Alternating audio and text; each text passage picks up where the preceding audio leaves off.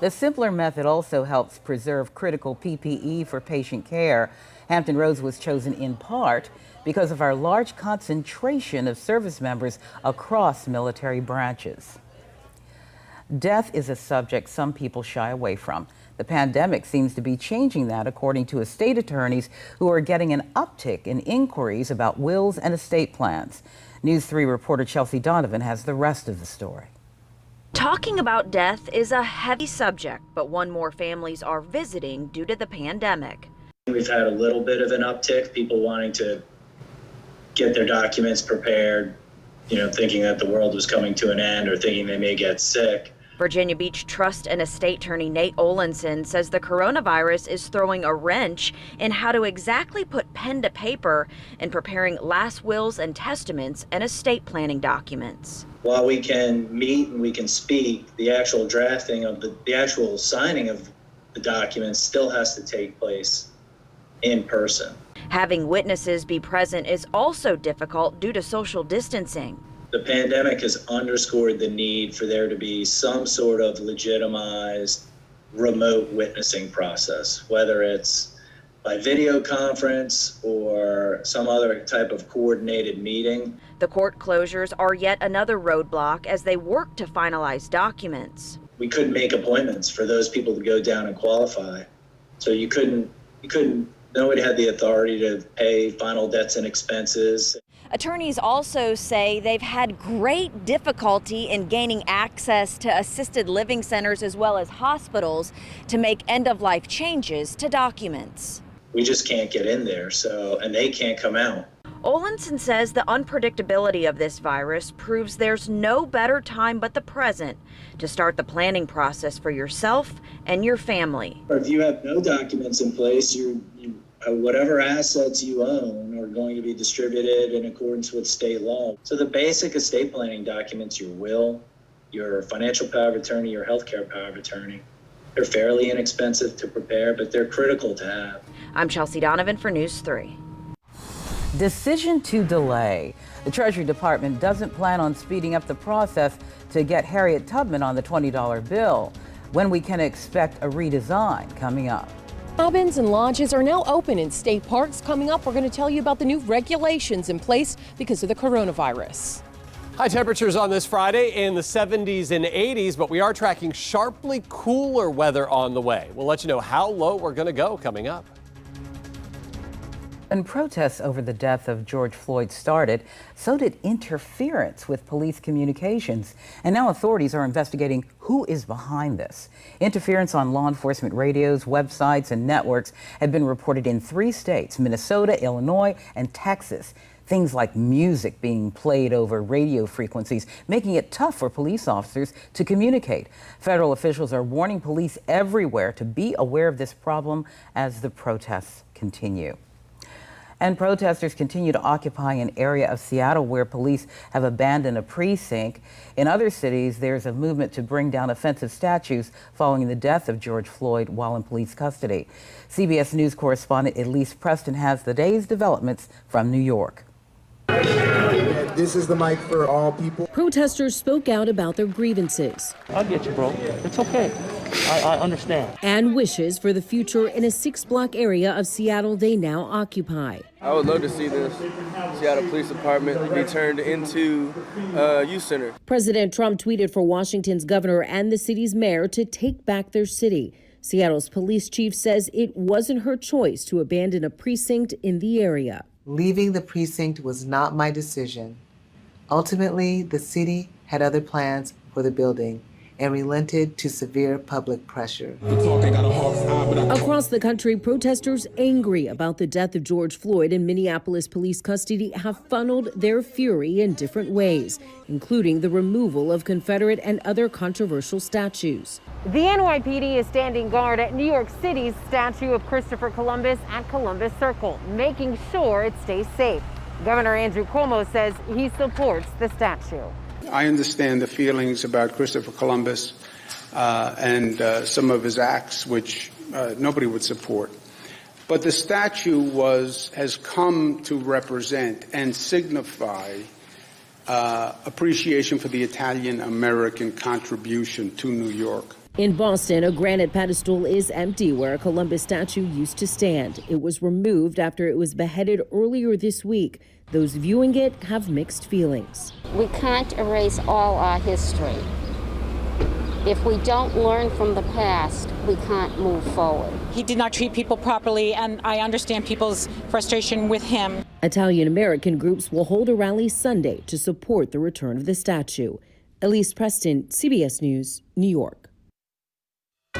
From the JES First Warning Weather Center, here's Chief Meteorologist Patrick Rocky. Well, our assignment this weekend is to enjoy some dry weather while it lasts, because our next weather maker, a stubborn area of low pressure, is going to bring us a lot of rain. It's going to move up the coast slowly next week. It's going to stick around for many days, and the result will be showers just about every day and a few thunderstorms in the mix as well. So this is a look at our rain chances for the next 5 days. And here's good news. We've significantly lowered our chances for rain on Sunday. So a 20% chance for a stray shower or storm on Saturday afternoon, 25% chance on Sunday afternoon. So for most of us, the weekend will be dry.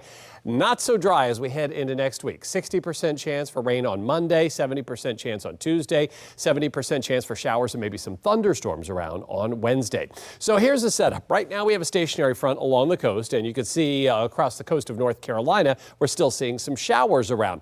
This cold front's going to be moving in, hit the brakes, and also become stationary, and an area of low pressure is going to slowly make its way up that stationary front like it's an interstate highway, although it won't be moving that fast, and that's going to bring us days and days of rain. Right now we've had these stubborn clouds around. I honestly expected the clouds to really scour out a little bit faster than this, but we are seeing a clearing on the northern neck, middle peninsula, the upper portions of the lower peninsula, and inland portions of Virginia and North Carolina right now, but we still have some stubborn showers across coastal North Carolina. A lot of those will move out as we head overnight and toward tomorrow morning. That's 7 a.m. We should wake up to a mixed, I'm going to call it a mixture of clouds and sunshine. This forecast model is not probably aggressive enough with some clouds early on tomorrow, and we'll see a few more in the afternoon. But all in all, a lot of sunshine around for tomorrow with a chance for some storms across coastal North Carolina. Then as we head into Sunday, similar setup. We're going to start off with a lot of sunshine. We'll see a few more clouds develop in the afternoon and a slight chance for a shower or a thunderstorm around. Then as we take a look at our more long-range forecast, here comes that area of low pressure up the coast, and here comes the rain. So we've got rain around by the afternoon on Monday. We've got rain throughout the day on Tuesday. As we head into Wednesday, perhaps even some thunderstorms in the mix, and we could see some of that wet weather linger into Thursday as well, possibly even into Friday of next week. I told you we've got some wet weather on the way. This is a look at one of our long-range forecast models. This is the GFS model, and you can see it's painting in about 5 inches of rain next week on the Outer Banks. A widespread for most of us. It's saying 2.5 inches of rain is likely for most of us. All right, let's take a look at our first warning 7-day forecast here, and you can see the weekend is looking a lot better than it was this time yesterday, with just a 25% chance for an isolated storm late on Sunday. Much better bet for wet weather on Monday and Tuesday, Wednesday, Thursday, and Friday. But check out those temperatures. For the next 5 days, we're talking highs in the 70s, so some good hunting weather. Yeah, somebody's looking for dinner. Actually, I think it's caught dinner. Boy, those eyes are intense. This is in Virginia Beach from Pam, and that is our shot of the day. I just love the way they can capture it so crisply. Right? Yeah, it's just amazing to see them. Thanks, Patrick. Now this. Today, interracial couples are free to marry in any state of the United States, and that freedom can be attributed to a couple in Virginia more than a half a century ago. In the 1960s, Mildred and Richard Loving lived in Virginia, where there was a ban for them to be married. So they traveled to Washington, D.C. to get married. When they returned, they were given the choice of jail time or leave Virginia for 25 years. Their case went before the Virginia Supreme Court in Richmond and then on to the U.S. Supreme Court. In 1967, the Supreme Court ruled bans on interracial marriage were unconstitutional in the case Loving versus Virginia. Today, the landmark case is honored by naming today Loving Day. According to Pew Research, since then, the number of interracial newlyweds is 5 times higher.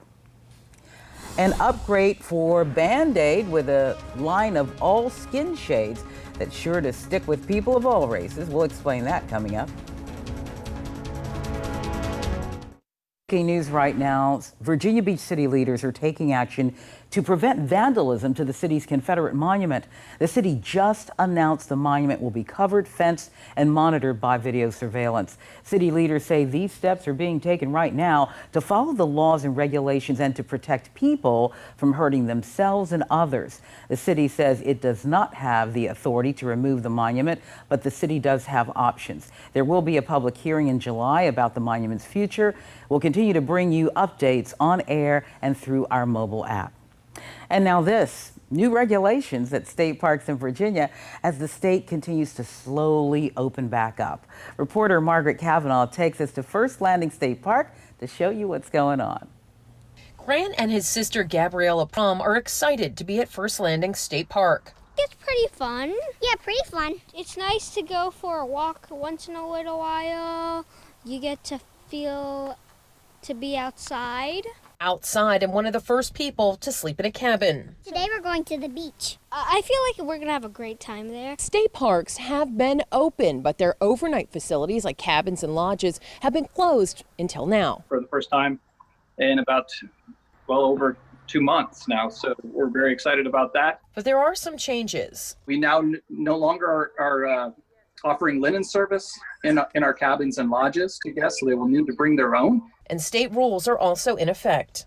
If they're inside of a park facility, inside a building like a park office or a visitor center where others are around, whether it be staff or other guests, we do ask for face coverings to be worn then as well. And of course, as always, respect the distance, recreate responsibly, no groups larger than 50 now. He says cabins will be cleaned thoroughly and there will be a 24-hour wait time in between check-ins.